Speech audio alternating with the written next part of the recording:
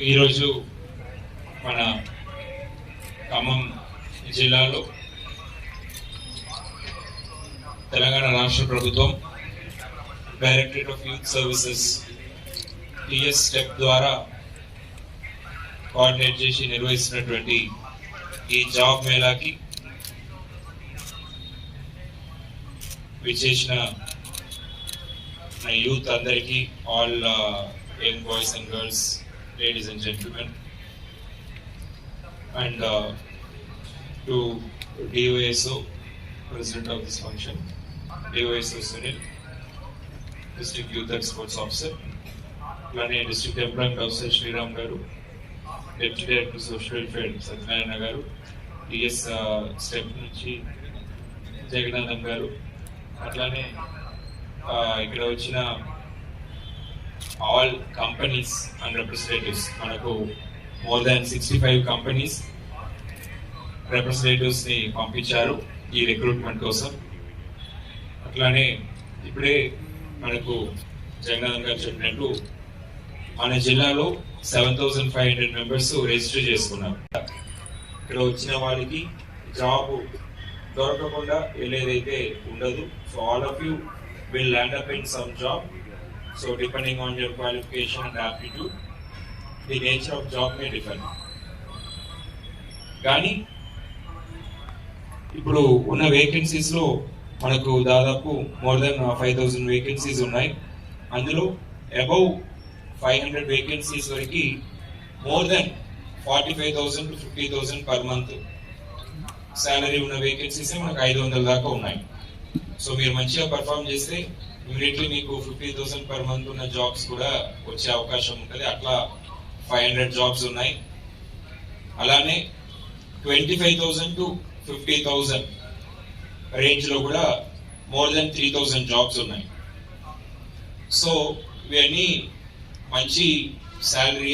అంటే ఒక ఫ్రెషర్ కి, అది కూడా ఆఫ్ క్యాంపస్ రిక్రూట్మెంట్ లో ఇంత శాలరీ రావడం అనేది ఒక మంచి opportunity. You should be able to grab this opportunity. అంటే లొకేషన్ మోస్ట్లీ హైదరాబాదే ఉంటుంది తెలుసు. అంటే Hyderabad is our growth engine మన తెలంగాణకి. సో హైదరాబాద్ లోనే ఎక్కువ కంపెనీస్ ఉంటాయి. సో మనం రీలొకేట్ అవ్వడానికి కూడా సిద్ధంగా ఉండాలి. అంటే ఇంతకు ముందు అలా లేదు కదా. ఇప్పుడు జాబ్ మేళాలో కూడా ఆల్మోస్ట్ 30-40% గర్ల్స్ వచ్చారు కదా. సో ఇంతకు ముందు గర్ల్స్ అంటే ఊరు దాటి వెళ్ళకూడదు, ఇక్కడే ఏమైనా పని చేసుకోవాలి, లేకపోతే పని చేయకుండా ఉన్నా మంచిది, అట్లా యాటిట్యూడ్ ఉండేది. కానీ ఇవాళ అట్లా లేదు. అందుకే మీ పేరెంట్స్ కూడా మిమ్మల్ని ఇక్కడ పంపించారు. So you should be able to move about freely. అంటే ఇక్కడ ఆపర్చునిటీ బాగుంటే ఇక్కడ ఉండొచ్చు, లేకపోతే హైదరాబాద్ వెళ్ళొచ్చు. దాంట్లో ఏమి హైదరాబాద్ కూడా ఇప్పుడు మనకు రోడ్ కనెక్టివిటీ ఎంత ప్రమాణంగా అయిపోయింది.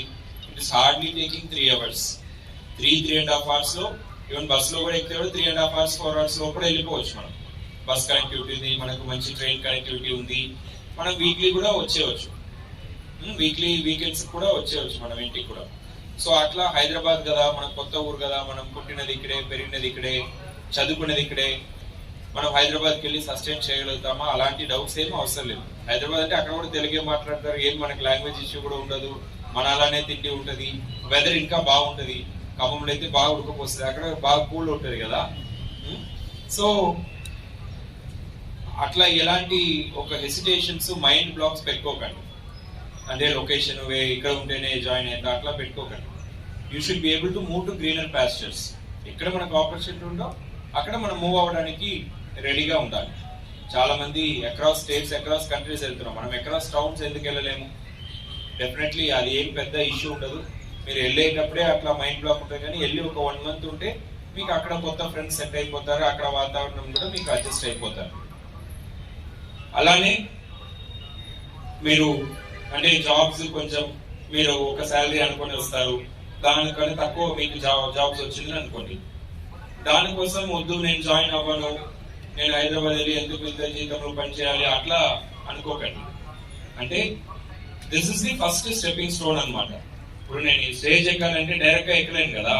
ఉన్నాయి 5 స్టెప్స్ ఉన్నాయి, ఒక్కొక్కటి ఎక్కే రావాలి.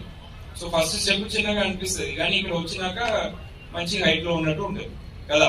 సో అదే లైఫ్ లో కూడా అంతే. So we have to take that first plunge. we have to take that first step. If we don't climb the first step of the ladder, then we cannot reach the height.